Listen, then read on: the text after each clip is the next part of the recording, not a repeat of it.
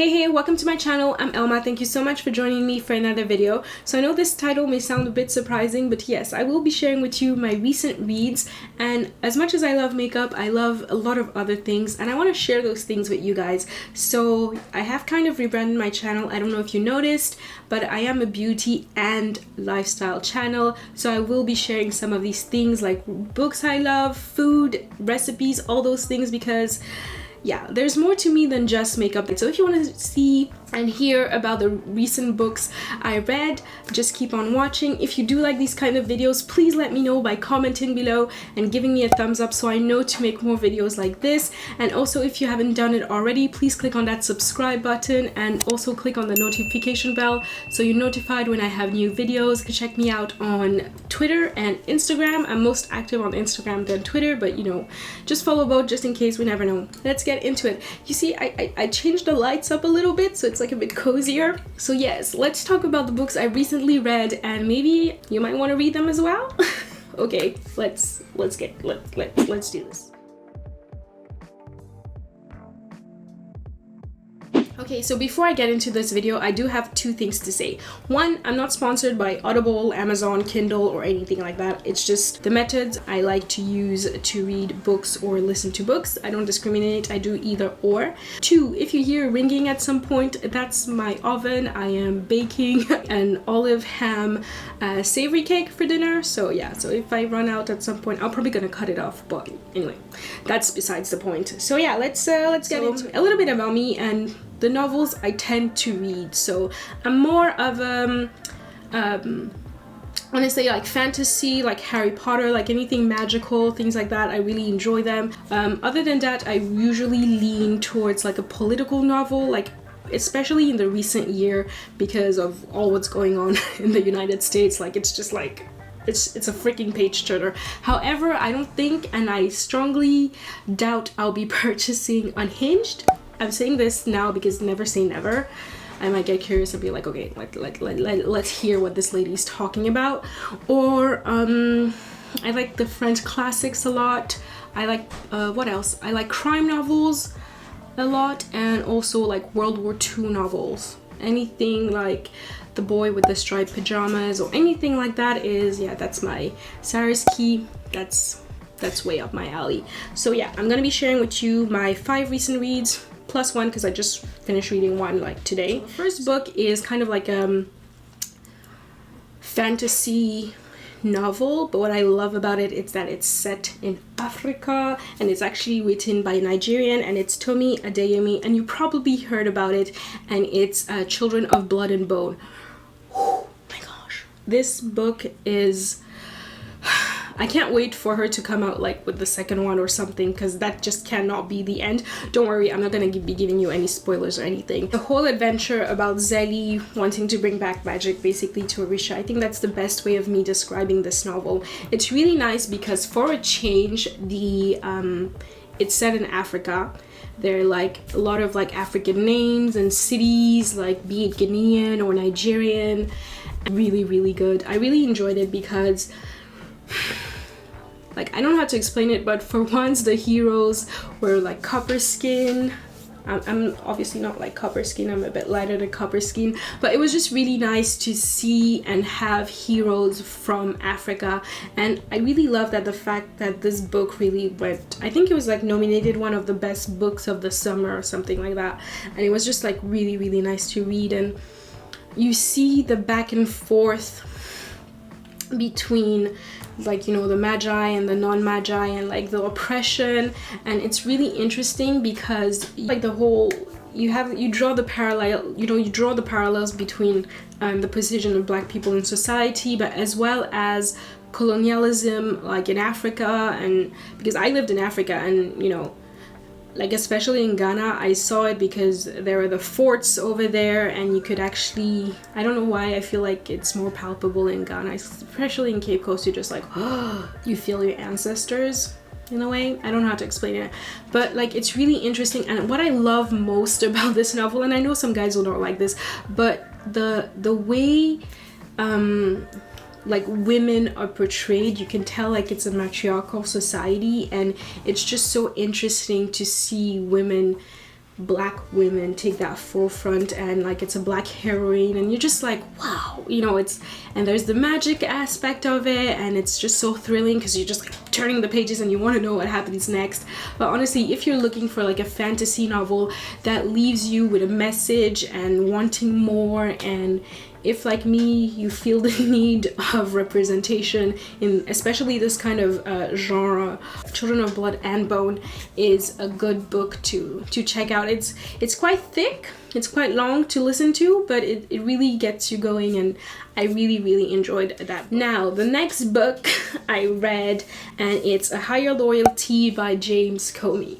So if you're not into what's going on politically in the United States, you will not be interested by this book, simply because it really does delve into Trump's White House, and you have this view from a former director of the FBI. If you're not pro-Trump, it showed you like the judicial aspect, kind of, I want to say. The one thing I would say, however, is although it's interesting and is a page turner, and you're just like, I can't believe Trump did that, or you're just like, throughout the, like, as I was listening to it, I was just like, oh my gosh, this cannot be real, this is not happening, like this is not possible, this is not coming out from a country that voted for Obama. Like that's I think most of the books I've read coming out like about the White House during Trump's presidency leaves you thinking like that, but this one more so, because you're just like, where is the protocol? Like does anybody in that White House like follow protocol? Like what the heck is going on, you know? James Comey, honestly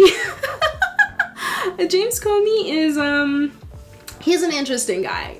Let's just put it like that. He's an interesting guy, and I see how he didn't have the bestest reputation, especially after the, you know, the Clinton emails and everything. And he does, you know, share his point of view about like, that whole situation. And then sometimes he talks about like how he felt and all those things. And it's really interesting to have that like personal perspective, especially when you see on the news what's going on, and then you're like, okay, so this is what he was thinking during that moment. But there are certain times he has this, at some moments I was just like, James, buddy, like chill, like get down from a pedestal for 2 seconds, mate, like just just chill 2 seconds. Think about like yourself, and like he even like the name of his novel, A Higher Loyalty, if that is not someone who's how do you say this in English, imbu de soi-même, who's not like into like who doesn't think himself as like nothing less. But it's a really interesting read, and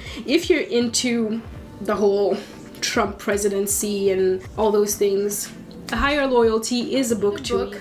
Along the same lines of that is Fire and Fury by Michael Wolff. Now that's a read, and I want to reread it now because like Fire and Fury was mostly based on, I want to say, the first 6 months of Trump's presidency. So it's like now rereading that in hindsight, you're just like, damn, to think that, you know, you read this book and you just, could it be worse? Then you read Fear Trump in the White House by Bob Woodward. I just finished that today, and like at the end of the book I was just like, because one thing about Fear is, how do I put this? The title says it all, and you just really question democracy. You just question everything about the states, about where it's heading, and you're just wondering, is this like Sodom and Gomorrah? Like what's going on, you know? Because you hear the news and you're just like, damn. You see, that's my cake. Be right back. Okay, so my cake is done. It's gonna be good. Serve that with a little bit of salad. Yeah, he's been, you know, writing about like presidents, even like Obama, everything. Like he has no pity whatsoever, and you can tell like it's investigative, and like compared to like the James Comey book, it's not personal. It's just kind of like, I want to say, factual. Information is coming from the inside, and you're just there like wondering, yo. Anyway, they are really interesting like reads. So if you're into like political novels, especially about, you know, what's going on in the United States at the moment, those three are to be checked. Next is a classic. Oh, Okay, so let me tell you something about this book. So it's by Alexandre Dumas fils. It's the son of Alexandre Dumas, and it's La Dame aux Camellia. I think it's called The Lady in Camillas or something in English. I read it in French because I'm French, so I can read French. And La Dame aux Camellia must be one of the only French classics I've read at least 7 times. I don't know how to explain it. Like it's really one of my most favorite novels. It's so interesting. So it's about a kept woman, a concubine, I want to say, and about her love story with Armand Duval. It's Marguerite, and it's just one of those, you know, novels from the Romantic era, and he's so in love and he just wants to be with her, but she's a prostitute basically, and there's like, you know, family issues, and the dad doesn't want him to be with her, but she loves him and he loves her, and it's a whole story. So if you're into that romantic classical novel kind of thing, pick up The Lady in Camillas, La Dame aux Camellia by Alexandre Dumas fils. There's a difference between Alexandre Dumas and Alexandre Dumas fils, and it's one of his most popular novels anyways, but it's just so interesting, and you just hear like, oh, that era, you know, it was a different time, obviously. It's set in Paris. It's really an interesting read, and like it's actually quite fast to read actually. So yeah, it's one of it's very romantic. The men are very romantic and not afraid to cry or show their feelings. If you're into those kind of classic French novels, check it out. It's a really good read. I never get tired of reading it over and over again, even though I know the end. Every time I read the book, I cry at this like specific moment, and I'm just like, oh my god, Marguerite, oh my god, Armand. It's a good read. Like, it's a classic. It's really nice. I feel very French when I read it, so it's good. Okay. So the next book I read that I really, oh my gosh, I really enjoyed this book. Though I must say, it took me a while to get into it. I was just like, this is taking forever. Like, I think I was like at chapter 5, and I'm just like, I'm never gonna get into this book, am I? And then there's just like a switch, and you're just like, whoa, what the fudge, you know? So okay, so the book is it's The Couple Next Door by Shirai Lapina. I want to say Lapina. It's a page turner. If you ever read The Girl on the Train, it's that kind of a novel. It's about this couple who go next door who go next door for like a dinner party, and they leave their baby at home, and the baby goes missing, and then a whole lot of shit just pops up, and you're just like, what the frick? And like one moment, and like the detective as well is really interesting.